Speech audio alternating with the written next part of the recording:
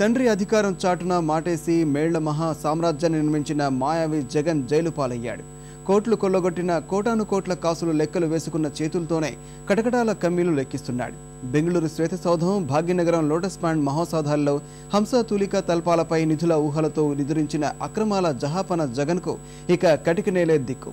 అధికారం అందలేదు, కోరుకున్నది దక్కలేదు. చేసిన పాపాలే పామై చుట్టుముట్టాయి. ప్రజల సొమ్ము అప్పనంగా దోచేసిన అవినీతి సామ్రాట్ సుపుత్రుడి ప్రస్తుత చిరునామా చంచల్గూడ చెరసాల, ఖైదీ నంబర్ 6093.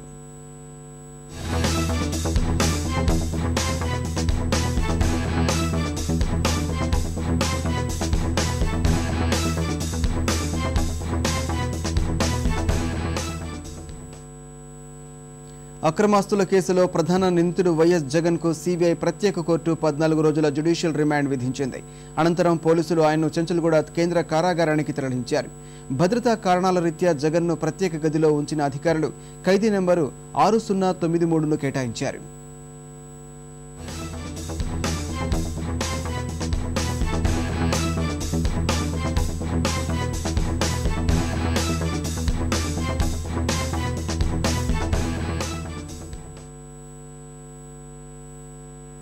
మోసపూరిత విధానాల ద్వారా అపార ధన సంపత్తిని జగన్మోహన్ రెడ్డి కూడబెట్టారని న్యాయస్థానానికి సీబీఐ విన్నవించింది. తండ్రి అధికారాన్ని అడ్డం పెట్టుకుని వేలాది ఎకరాల భూములు కట్టబెట్టడం ద్వారా రాష్ట్ర ఖజానాకు కోలుకోలేని నష్టం వాటిల్లిందని అదనపు solicitor general Ashok Bhan CBI కేసుల ప్రత్యేక న్యాయస్థానానికి విన్నవించారు. ఆదివారం రాత్రి అరెస్టు చేసిన జగన్ను సీబీఐ తమ క్యాంపు కార్యాలయం దిల్కుషా నుంచి ఉదయం 10 గంటల సమయంలో కోర్టుకు తరలించింది. అరెస్టు చేసిన కారణంతో పాటు తొలి ఛార్జిషీట్లో కోర్టు జారీ చేసిన సమన్ల మేరకు జగన్ను సీబీఐ కేసుల ప్రత్యేక ప్రిన్సిపల్ కోర్టు న్యాయమూర్తి పుల్ల ఎదుట హాజరుపరిచారు. కోర్టు హాలు కిక్కిరిసి తోపులాట చోటు చేసుకుంది. తొలి అభియోగ పత్రంతో విచారణ ప్రారంభించిన కోర్టు జగన్తో పాటు ఇతర నిందితుల వ్యక్తిగత హాజరీని నమోదు చేసుకుంది. ఈ కేసులో జగన్, విజయసాయిరెడ్డి మినహా మిగతా నిందితులందరికీ వ్యక్తిగత పూచీకత్తుపై బెయిల్ మంజూరు చేసింది. తదుపరి దర్యాప్తునకు సంబంధించి జగన్ను 14 రోజుల కస్టడీకి ఇవ్వాలంటూ సీబీఐ పిటిషన్ దాఖలు చేసింది. దీనిపై జగన్, సీబీఐ తరపు న్యాయవాదులు వాదనలు వినిపించారు.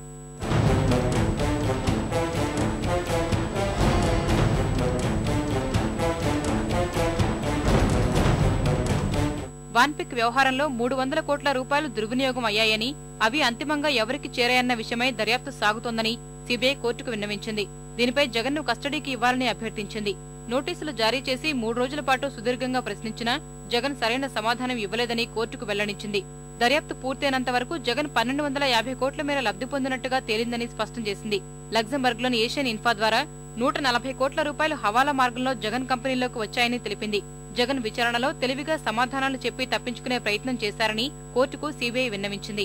దీనిపై స్పందించిన జగన్ తరపు న్యాయవాదులు ఎన్నికల్లో పాల్గొనకుండా సీబీఐ అరెస్టు చేసిందని వాదించారు. కోర్టు పరిధిలోకి వచ్చిన అంశంలో అరెస్టు చేయడం చట్టవిరుద్ధమని విన్నవించారు.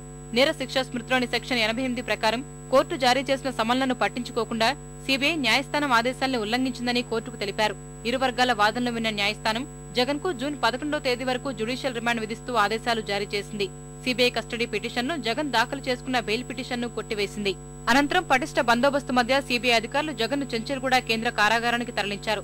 ఆయనకు జైల్లో రిమాండ్ ఖైదీ నెంబరు 6093ని అధికారులు కేటాయించారు. భద్రతా కారణాల రీత్యా జైల్లో ప్రత్యేక ఖైదీగా పరిగణిస్తూ ప్రత్యేక గదిని కేటాయించారు.